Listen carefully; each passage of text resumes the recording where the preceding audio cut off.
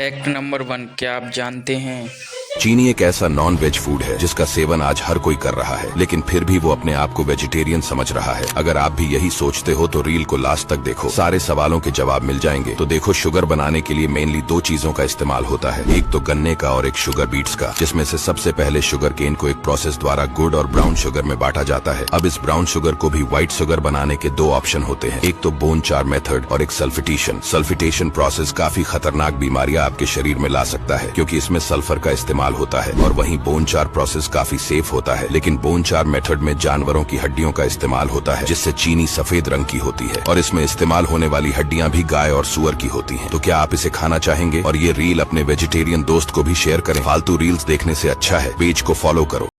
Fact number 2, क्या आप जानते हैं कि चीन को देखकर ऐसा लगता है मानो वह दुनिया से करीब 50 साल आगे जी रहा है। उदाहरण के तौर पर चीन का गुआंगझो रेलवे स्टेशन, यहाँ एक साथ 200 से भी ज्यादा बुलेट ट्रेन खड़ी देखने को मिलती है। जहाँ बाकी देशों में एक इमारत बनाने में कई साल लग जाते हैं, वहीं चीन रातों रात 10 मंजिला इमारत खड़ी कर देता है। दरअसल चीन में मॉड्यूलर कंस्ट्रक्शन तकनीक का इस्तेमाल किया जाता है। इसमें बिल्डिंग के हिस्सों को पहले से तैयार कर लिया जाता है और फिर उन्हें साइट पर ले जाकर जोड़ दिया जाता है। इसके अलावा चीन में 3D प्रिंटिंग मशीनों का इस्तेमाल करके कंक्रीट को लेयर बाय लेयर बिछाया जाता है, जिससे खूबसूरत डिजाइन तैयार किए जाते हैं। वहीं यहाँ ऐसी बसें भी चलती हैं जिनके आर पार देखा जा सकता है। इन बसों के चारों तरफ LED स्क्रीन और कैमरे लगे होते हैं जो पारदर्शिता प्रदान करते हैं। दरअसल इस तकनीक का उद्देश्य सड़क पर होने वाले एक्सीडेंट्स को रोकना है। हालांकि मेरे हिसाब से यह तकनीक एक्सीडेंट का खतरा और बढ़ा सकती है।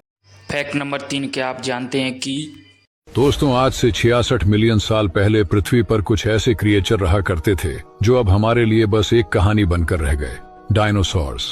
ये वो जंगली जायंट्स थे जो जमीन से लेकर आसमान तक छाए हुए थे। हर कोने में इन्हीं का राज चल रहा था, यहाँ तक कि अंटार्कटिका जैसे बर्फीले इलाकों में भी। लेकिन फिर एक छोटी सी गलती, एक पत्थर का टुकड़ा जो 20 किलोमीटर पर सेकंड की स्पीड से पृथ्वी से आकर टकराया, इनकी कहानी को हमेशा हमेशा के लिए खत्म कर देता है। इस पत्थर के टकराने से ऐसा एक्सप्लोजन हुआ जिससे दुनिया की 75% से भी ज्यादा स्पीसीज एक्सटिंक्ट हो गई। 15 किलो से ज्यादा वजन रखने वाला कोई भी जानवर जिंदा नहीं बचा। इन्होंने पृथ्वी पर करोड़ों सालों तक राज किया। डायनासोर इंसानों के मुकाबले पृथ्वी पर 64 गुना ज्यादा टाइम तक रहे थे, जो कि अब हमारे लिए बस एक कहानी बन चुके हैं। और अगर आप इस वीडियो का पार्ट 2 चाहते हैं तो कमेंट में पार्ट 2 जरूर लिखना।